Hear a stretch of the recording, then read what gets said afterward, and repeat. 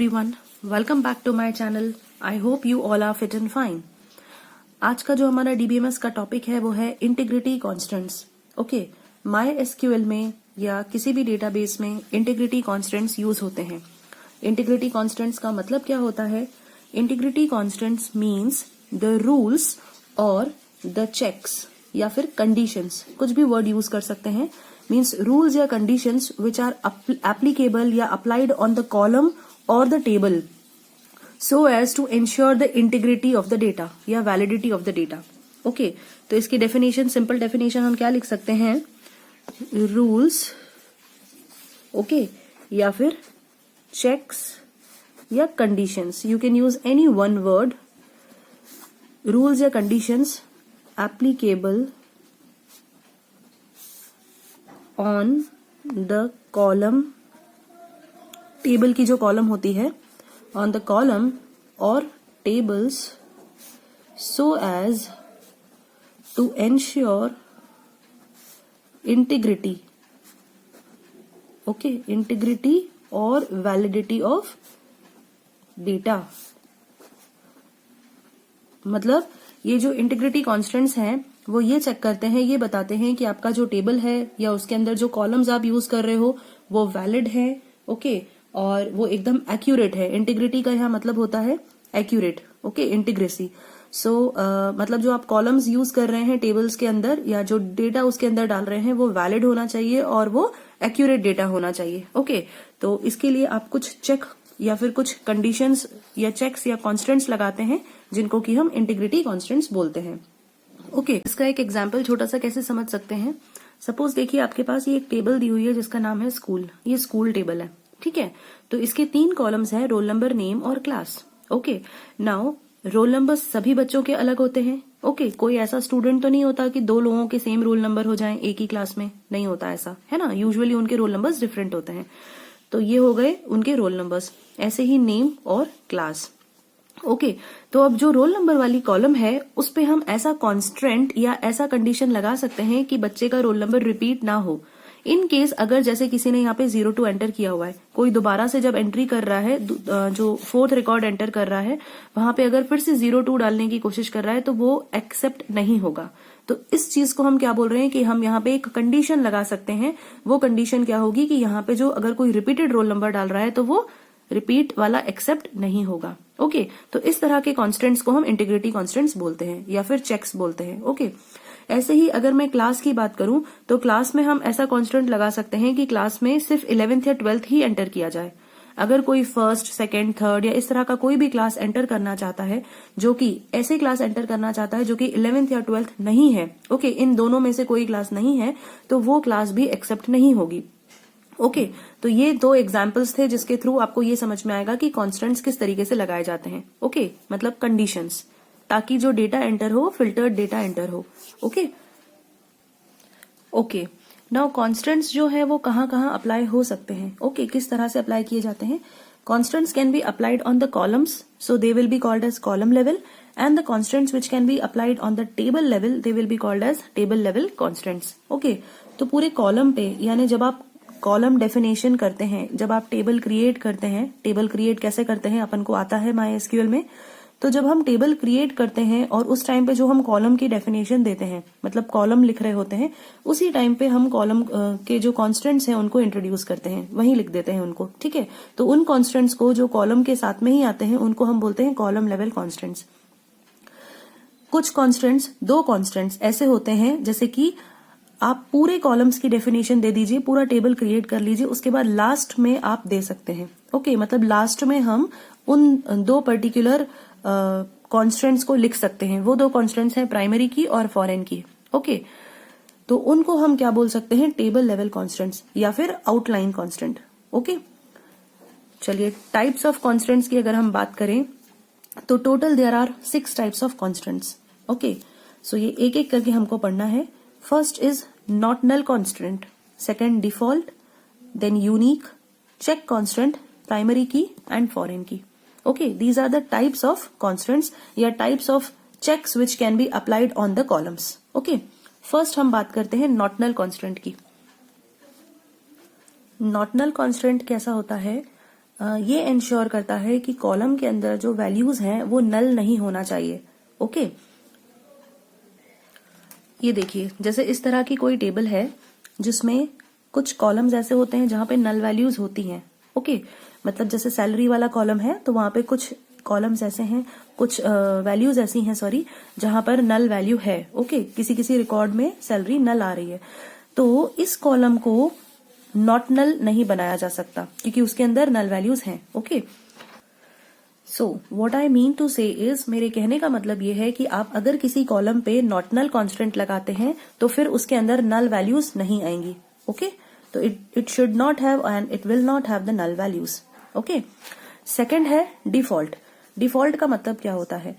Default मतलब by default value. अगर कोई कॉलम में कोई वैल्यू इंसर्ट नहीं हो रही है या कोई भी वैल्यू इंसर्ट नहीं कर रहे हैं, when nothing is inserted in the column then it will take the default value. Okay, तो ये इंश्योर करेगा कि जब आप कोई भी वैल्यू नहीं प्रोवाइड करोगे तो वो बाय डिफॉल्ट अपने तरफ से कोई एक वैल्यू दे देगा। ओके, तो आप डिफॉल्ट वैल्यू दे सकते हैं इसके अंदर।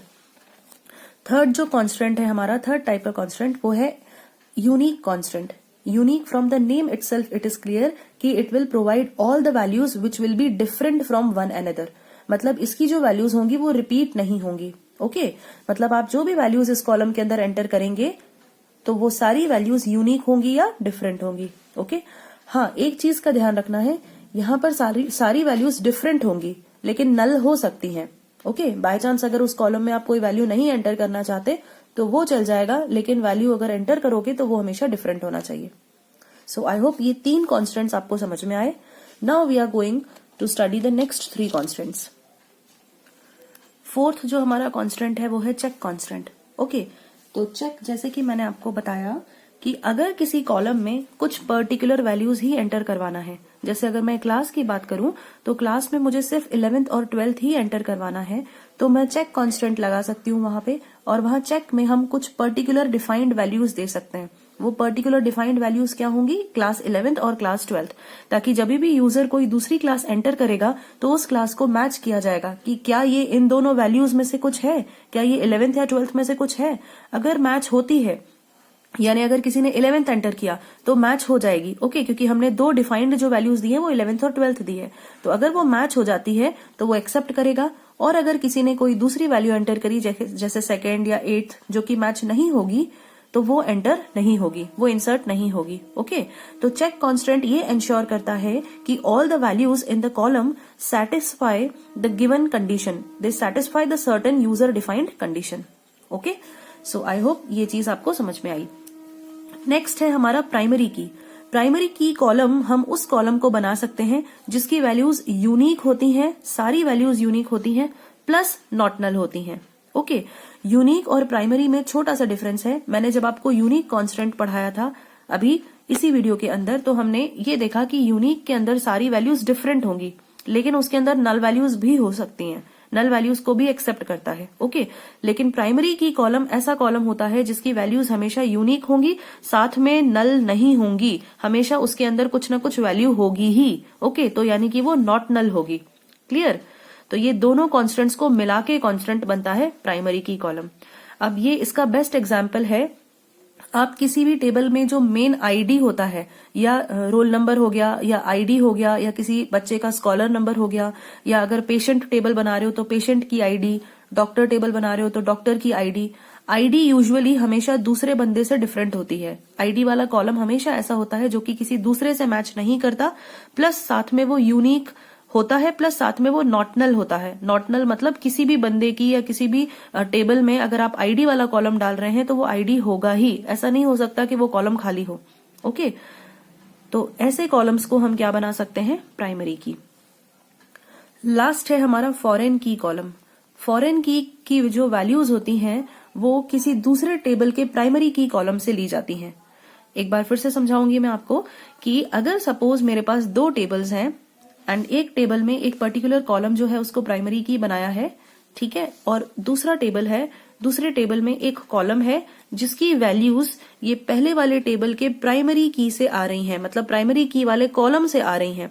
तो ये जो सेकंड टेबल का वो कॉलम जिसमें वैल्यूज आ रही हैं प्राइमरी की कॉलम से, इसको हम फॉरेन की बोल सकते हैं या इसको हम फॉरेन की बना सकते हैं। ओके, तो ये क्या करता है, ये रेफरेंशियल इंटीग्रिटी को डिनोट करता है, रेफरेंशियल इंटीग्रिटी को एक्सप्लेन करता है ये, ठीक है। तो बेसिकली इसका डेफिनेशन क्या होगा, the values of the foreign key column are taken from the primary key column of some other table. Okay, चलिए सभी कॉन्स्टेंट्स को टेबल के फॉर्म से टेबल की हेल्प से या टेबल के फॉर्म से समझ लेते हैं। आप यहाँ देख पा रहे हैं, यहाँ पे दो टेबल्स हैं।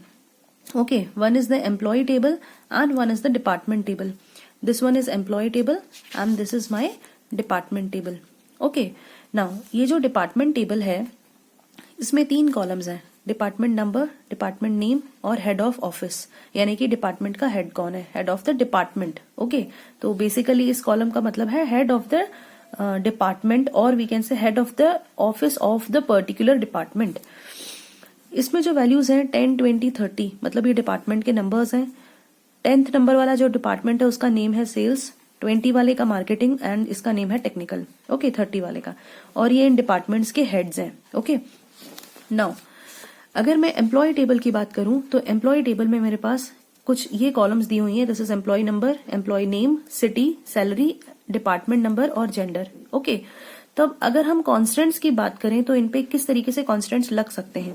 जो एम्प्लॉय नंबर है वो सभी एम्प्लॉयज का यूनिक होगा, किसी भी दूसरे एम्प्लॉय का नंबर इस एक दूसरे से मैच नहीं होगा, तो इसकी इस वाले कॉलम को हम प्राइमरी की कॉलम बना सकते हैं, तो इसको हम प्राइमरी की कॉलम बनाएंगे। ओके, नेम जो होता है वो नॉट नल रहेगा, क्योंकि अगर कोई एम्प्लॉय है और अगर वो किसी कंपनी में काम कर रहा है तो डेफिनेटली उसका कुछ ना कुछ नेम तो होगा, बिना नाम के तो हो नहीं सकता, तो इसलिए उस कॉलम को हम क्या बनाएंगे, नॉट नल, क्योंकि ये वैल्यू हम खाली नहीं रख सकते।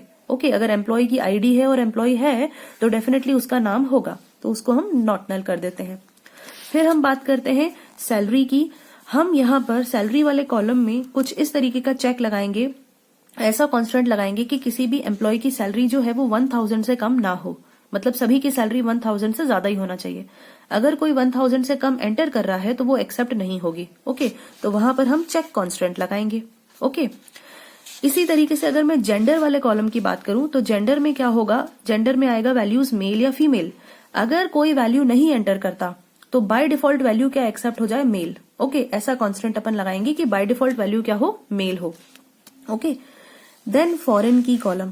फॉरेन की कॉलम वो कॉलम होता है जिसकी वैल्यूज किसी दूसरे टेबल की प्राइमरी की कॉलम से ली गई है। मैंने आपको इसी वीडियो के अंदर बताया था। ओके, तो यहां पर देखिए ये जो एम्प्लॉय है कौन से डिपार्टमेंट में काम करता है, 20 नंबर डिपार्टमेंट में, मतलब 20 नंबर डिपार्टमेंट क्या है, मार्केटिंग, तो ये मार्केटिंग डिपार्टमेंट में काम करता है। फिर ये वाला जो एम्प्लॉय है टार्जन, ये 30 नंबर डिपार्टमेंट में काम करता है, मतलब टेक्निकल डिपार्टमेंट में काम करता है। ओके, देन ये वर्क करती हैं प्रिया 10 नंबर डिपार्टमेंट में, मतलब ये सेल्स में वर्क करती हैं। तो कहने का मतलब यहाँ पर ये है कि जो यहाँ पर जो वैल्यूज हैं प्राइमरी की में ये सभी यूनिक है, डिफरेंट है, क्योंकि इनके यहाँ केवल 3 डिपार्टमेंट है और उन 3 डिपार्टमेंट की वैल्यू आ गई। ओके, लेकिन ये जो एम्प्लॉय वाला टेबल है, एक डिपार्टमेंट के अंदर बहुत सारे एम्प्लॉयज काम करते हैं, तो लोगों के एम्प्लॉय नंबर कॉमन हो सकते हैं, और ये जो वैल्यूज हैं ये ली गई हैं किसी दूसरे टेबल की प्राइमरी की कॉलम से। ओके, तो इस डिपार्टमेंट को हम क्या बोल सकते हैं, इस डिपार्टमेंट वाली कॉलम को हम क्या बना सकते हैं, फॉरेन की, क्योंकि ये किसको रेफरेंस करेगा, इस टेबल की, डिपार्टमेंट टेबल की प्राइमरी की को रेफर करेगा। ओके, चलिए अब यही टेबल्स, दोनों टेबल्स विथ कॉन्स्टेंट्स बना के देखते हैं।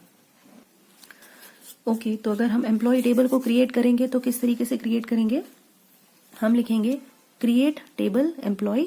Okay, so create table, table का नाम हो गया, एम्प्लॉय नंबर, उसका डेटा टाइप 50, उसका साइज दे दिया मैंने एम्प्लॉय नंबर को varchar लिया हुआ है। डेटा टाइप्स आप जानते हैं कैसे लेते हैं और टेबल क्रिएट कैसे करते हैं, है ना, सिर्फ हमको कॉन्स्टेंट्स को समझना है। तो कॉलम का नाम, पहला कॉलम था एम्प्लॉय नंबर, उसका डेटा टाइप ले लिया हमने, और इस कॉलम को हमें प्राइमरी की बनाना था तो बस इसके आगे हमने प्राइमरी की लिख दिया, कॉमा, दूसरे कॉलम का नेम, उसका डेटा टाइप और साइज, इस कॉलम को हमको नॉट नल बनाना था, नॉट नल लिख दिया। ओके, तो ये पहला कांस्टेंट, ये दूसरा कांस्टेंट, सिटी varchar 50, मैंने इसका सिटी का डेटा टाइप लिख के साइज लिख दिया, कॉमा, इसमें मुझे कोई भी कांस्टेंट नहीं लगाना। नेक्स्ट कॉलम पे आते हैं, सैलरी, इसका डेटा टाइप, यहां मुझे चेक कांस्टेंट लगाना है। ओके, ये ध्यान रखिए चेक कांस्टेंट कैसे लगाते हैं, चेक, फिर यहां पर मुझे उसकी कंडीशन देनी थी, ओके तो मुझे कंडीशन ये देनी थी कि जो सैलरी वाला कॉलम है उसका वैल्यू ग्रेटर देन 1000 होना चाहिए, मतलब इस कॉलम में जो भी वैल्यूज एंटर हो वो 1000 से ज्यादा ही हो, किसी की भी सैलरी 1000 से कम ना हो। तो मैं क्या लिखूंगी, कॉलम का नेम, उसका data type, check constant. Check constant के बाद यहाँ कंडीशन दे दीजिए जो भी आपकी कंडीशन है, कॉमा, दूसरे कॉलम का नेम, दूसरा कॉलम था हमारा डिपार्टमेंट, उसका डेटा टाइप और साइज। अब ये जो डिपार्टमेंट नंबर था ये कहाँ से आ रहा था, डिपार्टमेंट नंबर वाली टेबल से आ रहा था, और डिपार्टमेंट नंबर वाली टेबल की कौन सी कॉलम को रेफर कर रहा था, डिपार्टमेंट नंबर को। ओके तो ये ध्यान रखिए कि हमको क्या लिखना है। ओके मैं क्या लिखूंगी, department number, data type and size, then foreign key. इस वाले कॉलम को हमको फॉरेन की बनाना है ना, तो अपन लिखेंगे फॉरेन की। इस वाली कॉलम का नेम, जिसको भी फॉरेन की बनाना है उस कॉलम का नेम, रेफरेंसेस, किसको रेफर कर रहा है, जिस भी टेबल को रेफर कर रहा है उस टेबल का नाम और उस टेबल के कॉलम का नाम। टेबल का नाम तो लिखेंगे ही, साथ में उस टेबल की कौन सी कॉलम को रेफर कर रहा है तो उस कॉलम का नाम लिखेंगे। ओके यहाँ पर इस कॉलम का नाम क्या है, डिपार्टमेंट नंबर, वहां पर इस कॉलम का नाम क्या था, DEPT, डिपार्टमेंट नंबर। ओके तो क्या लिखना है, बस आपको फॉरेन की इस कॉलम का नाम, ओके जिसमें वैल्यूज आएंगी, रेफरेंसेस, टेबल का नाम एंड दूसरी कॉलम का नाम। ओके इस टेबल की कॉलम का नाम जिसको की रेफर कर रहा है। देन नेक्स्ट कॉलम है मेरा जेंडर, तो मैं लिखूंगी जेंडर, उसका डेटा टाइप, अभी मैंने कैर डेटा टाइप लिया। जेंडर की वैल्यू क्या होती है, या तो मेल या फीमेल। ओके तो हम क्या करेंगे, डिफॉल्ट में क्या डाल रहे हैं, मेल। ओके तो मैंने यहाँ पे क्या किया, जेंडर, डेटा टाइप, उसका साइज दे दिया, डिफॉल्ट कांस्टेंट को यूज किया और डिफॉल्ट में क्या वैल्यू देनी है वो लिख दिया। ब्रैकेट क्लोज कीजिए, सेकंड ब्रैकेट क्लोज कीजिए, सेमीकोलन। तो इस तरह से हमारी टेबल क्रिएट होती है with check constants. 5 check constants हमने यहाँ पे लगाए हैं, primary key, not null, check constant, foreign key and default. Okay सभी कांस्टेंट्स को एक ही टेबल में मैंने आपको बताया यहाँ पे। सो आई होप ये चीज आपको अच्छे से समझ में आई। अब यूनिक कांस्टेंट की अगर हम बात करें तो यूनिक का मतलब होता है सारी वैल्यूज डिफरेंट आएंगी, all values should be different. तो ये हम दूसरे वाला जो हमारा टेबल है उसमें समझ लेते हैं। Create table department, department number, उसका डेटा टाइप, इसको प्राइमरी की बनाना है। ओके मेरे को डिपार्टमेंट नंबर, उसका डेटा टाइप और हमने इसको प्राइमरी की बना दिया, ये हमारा फर्स्ट कॉलम हो गया।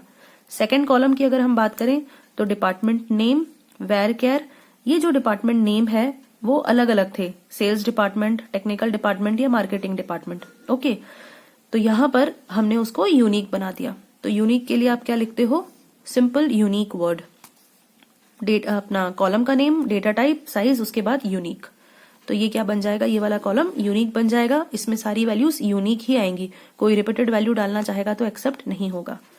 फिर हेड ऑफ द ऑफिस, ये कॉलम का मतलब मैंने आपको बताया था, head of the office department. Okay shortcut में लिखा हुआ है, तो head of the office department, उसका डेटा टाइप, साइज दे दिया एंड ब्रैकेट क्लोज। ओके तो इस तरह से ये जो है कॉन्स्टेंट्स को यूज करके हमारे ये दोनों टेबल्स बनते हैं। Okay so I hope integrity constants आपको अच्छे से समझ में आया। Thank you so much.